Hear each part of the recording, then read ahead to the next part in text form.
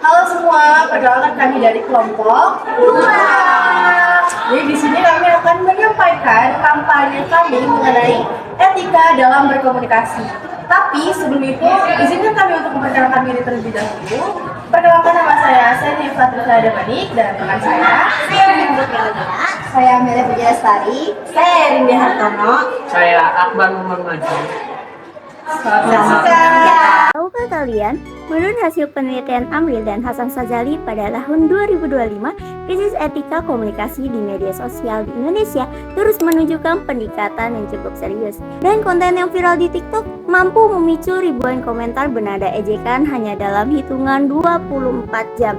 Sementara itu, di Twitter, ujaran kebencian dan praktik doxing semakin mudah menyebar karena identitas secara anonim dan tingginya kecepatan arus informasi.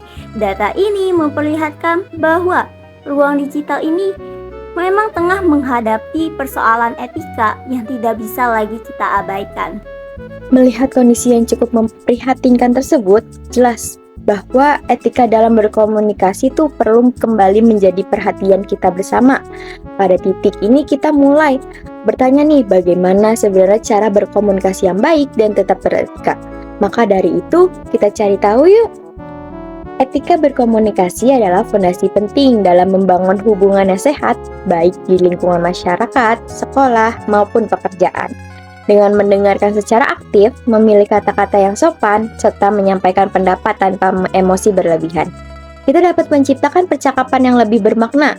Sikap saling menghargai dan memahami perbedaan pandangan menjadi kunci untuk menjaga keharmonisan dalam setiap interaksi.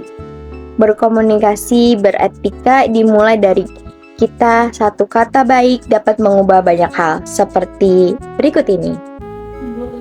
Yang pertama, mendengarkan secara aktif atau active listening.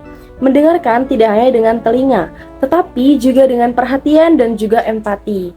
Contohnya seperti saat rekan berbicara, Anda tidak memotong, mengangguk sebagai tanda memahami, dan memberikan respon setelah ia selesai. Yang kedua, menggunakan bahasa yang sopan, jelas, dan tidak menyinggung pemilihan kata harus mempertimbangkan perasaan lawan bicara. Contohnya, saya paham maksudmu, tetapi menurut saya kita bisa mencoba cara lain, alih-alih seperti ide kamu nggak masuk akal.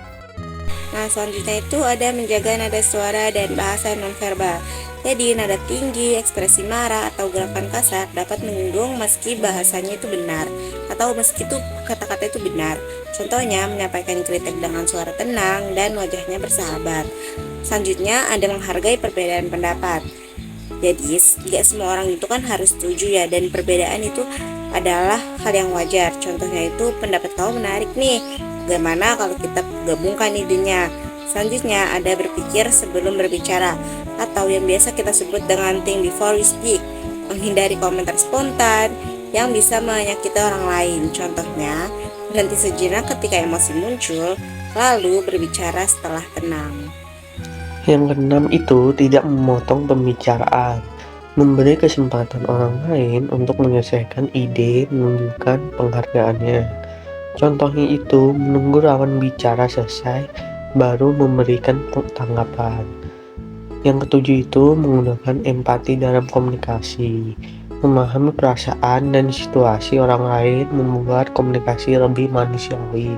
Contohnya itu, tidak apa, kita bisa perbaiki bersama saat seseorang melakukan kesalahan. Dan yang terakhir itu menghindari gosip dan ucapan yang merugikan.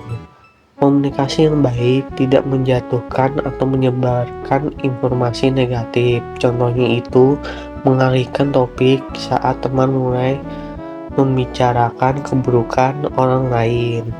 Ayo jadikan komunikasi yang beretika sebagai gerakan bersama. Dengarkan dengan hati, sampaikan pendapat dengan santun, dan hormati setiap suara. Dengan bahasa yang jelas, sikap terbuka, serta empati dalam memahami orang lain, kita dapat membangun hubungan yang lebih kuat. Satu sikap yang baik dapat memperbaiki konflik, dan satu sikap yang sopan dapat memperbaiki suasana. Mulai dari sendiri komunikasi etis hari ini, masyarakat berbudaya esok hari. Yuk, Terapkan etika berkomunikasi setiap hari.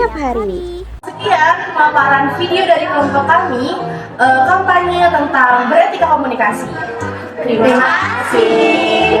Wassalamualaikum warahmatullahi wabarakatuh.